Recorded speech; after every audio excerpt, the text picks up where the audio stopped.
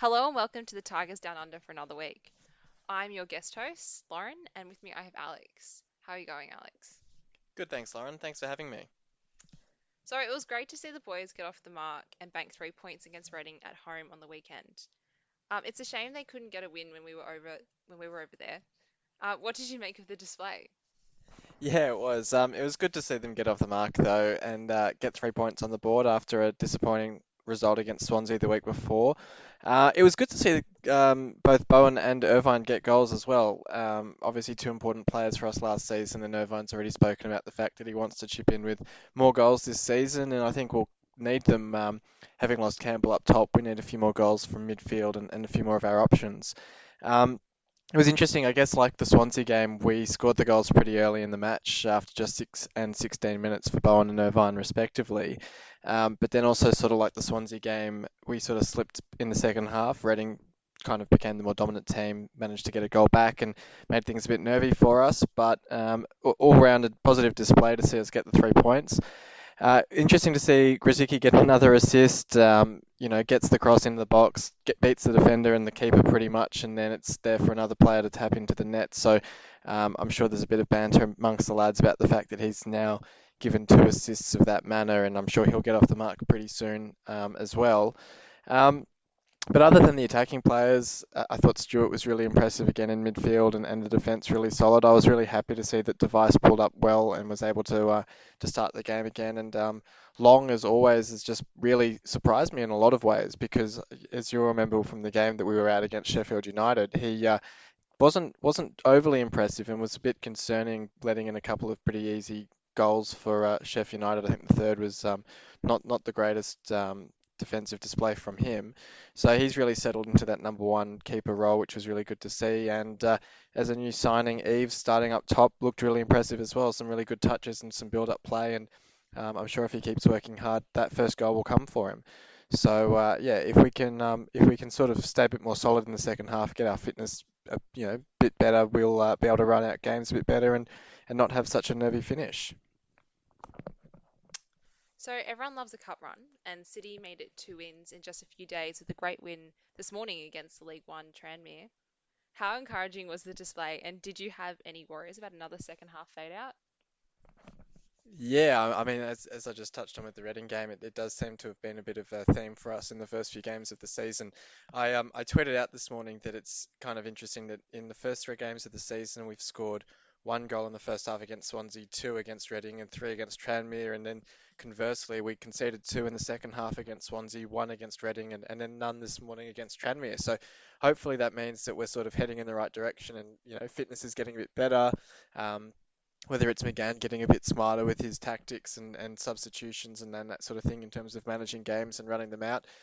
It was good to see and obviously fantastic to see another win this morning to make it two from two and into the next round in the cup, which was good the fact that we were able to make 11 substitutions and still put out such a dominant display against League One side in fairness, but a pretty decent League One side. They were always one that if the chance of an upset was there, and if we'd lost, it wouldn't have been a huge shock, particularly with the 11 changes.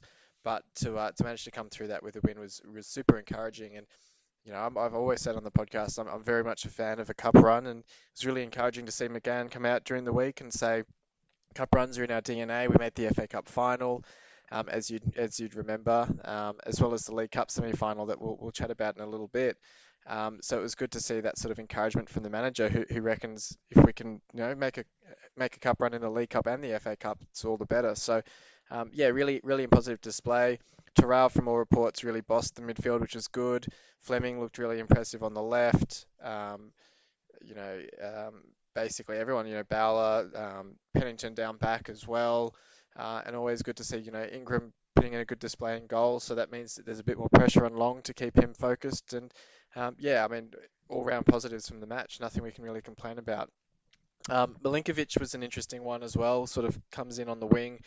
Um, there's a lot of talk in preseason. He's almost become a cult figure without really doing a whole lot because there's just that sort of speculation around what his role could be, considering he came in last season but hasn't really been involved to this point. So to get, I think it was an assist and a goal, might have been two assists and a goal, was really impressive for him. And yeah, hopefully that's really sort of kickstarts his season and he can, play a pretty big part in the main team as well. Yeah, it'd be good to give us a bit of a rotation option for both Grzycki and Bowen as the season wears on.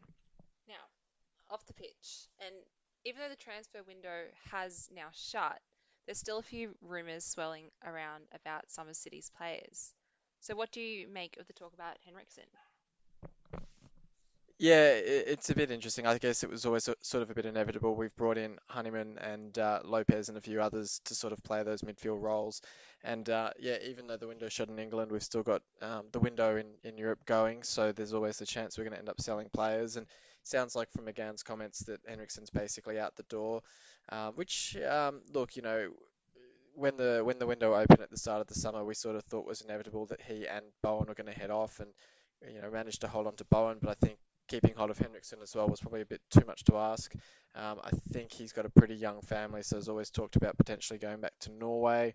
So links to Turkey and other places are a bit surprising, but if he can get a decent payday, I guess that's not too surprising. But um, yeah, look, I think it's a bit inevitable. I guess if we can get a decent fee for him, that's the main thing. And yeah, squad. It's good it's reassuring to have a bit of squad depth now and not be sort of dreading losing him. It's not like it's going to leave a huge hole in the squad, which is yeah, which is kind of a refreshing change for City. There's two games for City this week, with Brentford first up this weekend. How tough do you think they will be? Yeah, it's an interesting one looking at Brentford's form. I think pre-season they were really sort of tipped as one of the big challenges in the division. They brought in Jansen from Leeds and sold Morpay to Brighton, I think. So they've had a bit of fun swirling around to buy a few players, and they've always been one of those sides to sign a few unknown players, but play that sort of money ball game and sort of put a pretty decent squad together. So um, the fact that they lost their first game against name's gonna I can't remember who it was that they lost to, but then they did manage to get a result on the weekend against Borough, but then got knocked out of the cup this morning by Cambridge. So it's a bit of a mixed start for them, a bit of a hard one to read. I think away at Brentford, it's always a tough game. We've kind of struggled there a bit lately. Of course, getting a pretty decent win down there a couple of years ago with Robertson and Clucas in the side. But look, I think if we can go there and get a point, I think that's a positive result. Obviously, would love to get the 3 points. I think the cup game's really going to have given the squad a bit of a boost. Got a bit of optimism going in the squad now with a few wins on the board. Bit of pressure for places, bit of competition. Really gives us a bit of flexibility and gives the manager the right sort of headache going into that game. I think in terms of the lineup, I probably wouldn't see too many changes from the weekend's win against Reading. I think if anyone's a bit sore or tired, maybe you rotate them, but the guys who've played midweek aren't necessarily going to be any fresher. So, look, I guess you'd kind of use the logic of it's a winning side that played the last league game, so give them the first opportunity against Brentford. If any of them are struggling or drop off, then bring someone off the bench and give them a shot. So now, obviously, a win would be the best result, but what would you see as a good result overall? And what do you think the lineup would be for this game? Yeah, look, I think, as I sort of touched on, I think a draw is probably a good result, but if we can get the win, I do think it's there for the taking. I think lineup wise, as I was saying, I think you probably go with Eves up top with Bowen and Grzycki. I think Milinkovic does ask the question of getting a start, but I don't think there's anyone in that front three you could really push out for him. Terrell put in a pretty impressive display against Tranmere this morning, so maybe he gets a chance. But again, I mean, Irvine scored on the weekend. Batty and Stewart have both been super impressive. I don't really think there's a spot in midfield there for him, but look, he's asking the question, and you can't really blame the manager if he does make the change. But also, I think you've got to kind of stick with your 11 that's got the result on the weekend and go from there. But yeah, look, I could maybe see. I mean, the way we've been playing and the way we've been starting games, I can't not see us scoring a goal. And whether that then means that we're good enough to hold on to a 1-0 or manage to sneak a 2-1, who knows? But look, I think the way we're playing at the moment, the chances we're creating, I mean, anything's really on the board for us and a bit of momentum and a few wins, and who knows what could happen. He's hoping for a few more wins. Now, the boys are back at home midweek for a game against Blackburn, who have had a bit of a mixed start to the season. How do you see that one? Yeah, I mean, unlike Brentford, I think Blackburn is sort of performing as expected. I think they've had two losses in the league and then got sorry. Uh, yeah, I think they no they yeah, they've had two losses in the league and but then they knocked off Oldham in the cup this morning. So I think that's sort of about where you'd expect them to be. Maybe managed to got a win on the board already against Charlton, but look, I think they're one of those sides, sort of like Reading in that sort of bottom eight sides. So you'd expect when they come to your home ground, you're going to be able to knock them off.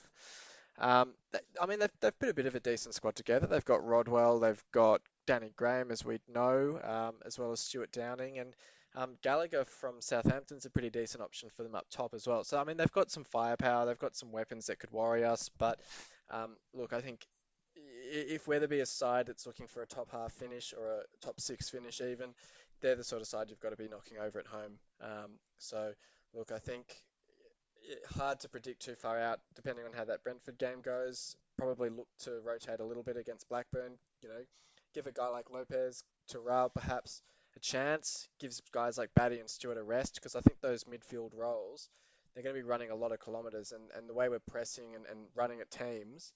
They're going to need a rest, otherwise, the risk of injury is pretty high. So I think there's always going to be an opportunity to rotate, especially in those midfield roles. So I think Lopez and Terrell will definitely get their chances in that midfield. But look, where we can, I think we'd kind of try and keep that attacking trio of Grzycki, Bowen, and Eves consistent so that they can start to learn off each other, and Eves in particular can hopefully get off the mark and get a few goals for us.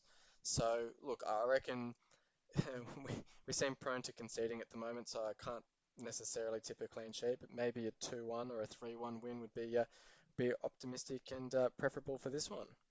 Now, this season you've been looking back at some classic matches that follow the theme of the week, and this week you wanted to look back at a League Cup semi-final against Manchester United after that good win against Tranmere.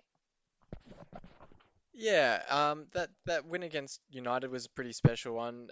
It was back when Silva was just starting to get going. I think from memory it might have been before we knocked off Liverpool. So I think it was just as Silva was starting to get a bit of the side gelling together. We'd just signed Nias and Evandro. Nias scoring in this one, scoring the winner in this one, which was quite impressive. It's kind of interesting when you look at the lineup, some of the names involved. I remember seeing the lineup that morning and thinking we were sort of taking it easy to an extent. I mean, we had Marshall in goal. It was back when Myler was playing it right back for us because we didn't have El Abdelawi, and I feel like I'm trying to remember. I feel like El Mohammadi must have been injured or something because he was just not in the side. Uh, Dawson and Dawson and Maguire at centre back, Timon at left back, and then Huddleston, Clucas, and Bowen in midfield, which is kind of a funny one to look back on and remember because I guess my memory of that season is Bowen really playing against Tottenham towards the end of the season, but you kind of forget he did get his chances in the cup as well. So he has had a bit of a higher level of experience with us.